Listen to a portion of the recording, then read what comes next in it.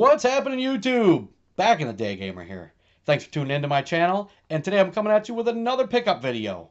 As usual, I'm a little bit behind because I like to play video games and I don't like to edit videos. So this here is everything I picked up in July. But I do have a little additional excuse this month. In 29 days, we're getting married down in the Florida Keys, and the place where we were having our wedding was destroyed by the hurricane. So I had to replan a whole nother wedding, which really cut into my video game playing time. Not a fan of that, but had to do it. So this lot here, like I said, is everything I picked up in January, and let's jump right in. So let's start off with the Famicom Nintendo pile here. Only got one Famicom game, and it's this guy. It's a hockey game with the characters that are in a whole bunch of other games. Haven't got to play it yet, don't know the name, so we'll put it to the side right away. Next up, we've got Double Dragon 2 for the Nintendo. The graphics on this are a small improvement. The soundtrack is not quite as good. I don't care for the controls, how B attacks to the left and A attacks to the right. That's not my favorite, but it definitely could be worse. Adding cutscenes to give more of a story was a definite plus. You got the Rick James Abobo here to add some comedy element to the game. That was also a bonus. All in all, this is definitely a good game. Totally recommend it. Make sure to add it to your collection. Next game is Darkman. I've heard mixed things about this game, mostly bad. Graphics are okay, controls are a bit strange, jumps are tough. There's a lot happening on the screen with gauges and meters and whatnot. But here's the thing you need to know about this game. Don't buy this game. Moving on to Hollywood Squares. I like this one. Graphics are decent. I like the host's hairdo. The celebrity sprites are funny with big chests and pointy hair. Questions are amusing. They're not as dated as other 80s game show games I've played. And 2 players pretty fun. Then we got Jeopardy. Jeopardy's Jeopardy. I like watching the game show. That game's pretty fun, but you don't want to hear me talk about it. Got a few Sega Genesis games for the lot. First one is WWF Super WrestleMania. Now I am totally not a wrestling fan. I used to be back in the day. Hulk Hogan, Andre the Giant, and whatnot. But, I figured this game could still be cool. 16-bit wrestling. It's not. It sucks. Game that totally doesn't suck is Championship ProAm. As far as I can tell, this is a straight 16-bit remake, track for track. The graphic upgrade is great looking. The sound is noticeably better too. It does, however, seem a bit easier, but maybe it's just because I'm really good at it. Moving on to The Incredible Hulk. Now, I love The Incredible Hulk. Been a fan my whole life. Got a whole bunch of Hulk stuff. Incredible Hulk Bank. Got this super old record from when I was a kid that I used to listen to all the time that used to scare me when the Hulk came out. Hulk doesn't really scare me now. But this game is, You hear a lot of things about this game sucking. It's not that bad. Graphics are good. Background is good. The Hulk looks great. The reason this is not a great game, though, is because the Hulk does not smash. It takes entirely too many hits to kill the easy pawn enemies. The Hulk should send one of these peons flying with a single punch. I want to see more of the bosses, especially Rhino, because he was always one of my favorites. That brings us to Double Dribble Playoff Edition. Konami hits another one out of the park, even with the sports title. Not being a sports guy, I never even knew this game existed. Obviously, I've always had Double Dribble on the Nintendo. This is a huge upgrade in every way, obviously the graphics and sound, but definitely in controls and gameplay. The third button on the Genesis controller comes in handy.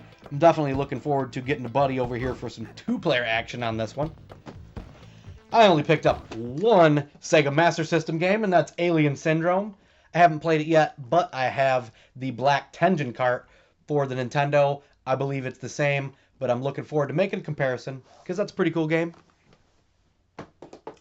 That brings us to our Super Nintendo lot here. First off, we've got Zombies Ate My Neighbors. So I picked this one up because Captain Algebra chose it for an episode of the Weekly Retro Challenge. If you don't know what that is, check out the playlist on my channel or Captain Algebra's channel. Basically, It's a weekly retro video game competition that you can compete in from the comfort of your own couch. We pick a game once a week, set the rules.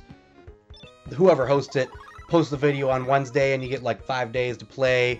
You got to post your run by Sunday night. But you know, check out my playlist. There's a introductory video. But anyhow, Zombies Ate My Neighbors was one we picked for that, and I was very surprised how fun this is. You have to go around saving people from zombies. It's comical how it's the zombie apocalypse, yet your neighbors are barbecuing and practicing their cheers, all the while babies are wandering around unsupervised. You get lots of weapon choices, and there's no shortage of ammo, so you can have lots of fun shooting up everything. It's great how there are dozens of levels, and they all have amusing names and themes. So, do yourself a favor and buy this game. Next Super Nintendo game in the lot is Castlevania IV. So many killer Konami titles and solid must-haves in this lot. Castlevania IV is yet another. I'd never played this one until I picked it up for another episode of the Weekly Retro Challenge. You know, what needs to be said about this one? I was probably the only person who had not played it until now. When I got it, I was hooked. I had to play it all the way until the end. I mean, graphics, soundtrack, controls, bosses. This game pretty much nails them all. So there was a lot of killer Super Nintendo games in this batch here, mostly for the Weekly Retro Challenge, but this next game is the exception to that, and that is Battletoads and Double Dragon. So, I do not like this game. The graphics are great, the sound is great, but the controls, son of a bitch, are they bad. How can you blow it on a Battletoads and Double Dragon franchise by making a game with such terrible controls? Shame on you, Trade West. Do yourself a favor and do not buy this game. Last Super Nintendo title is Final Fantasy Mystic Quest. Wanted to get that one in the collection. Obviously, it's a, total introductory beginner RPG, but I love the Final Fantasy franchise. Had to have that one in the collection.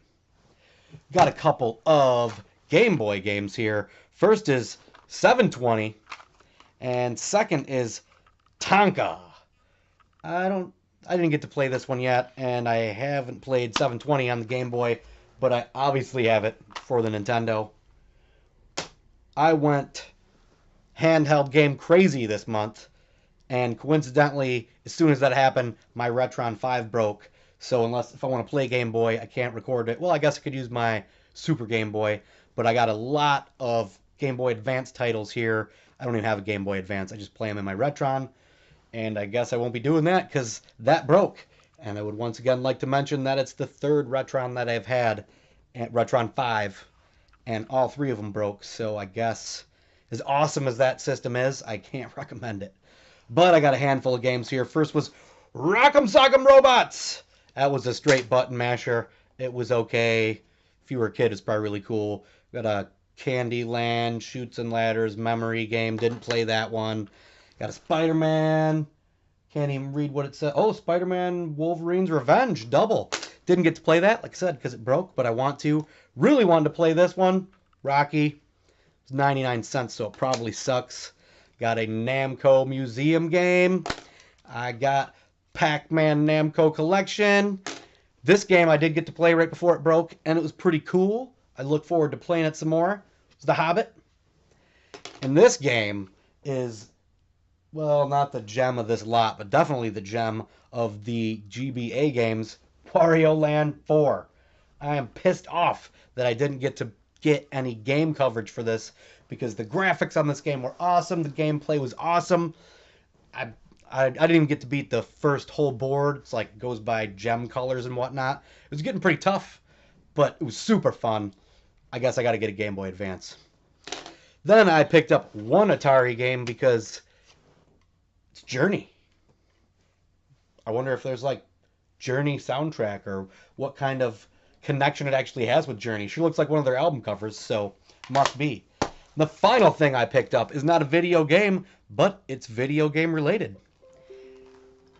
The King of Kong, A Fistful of Quarters. I want to watch this tonight.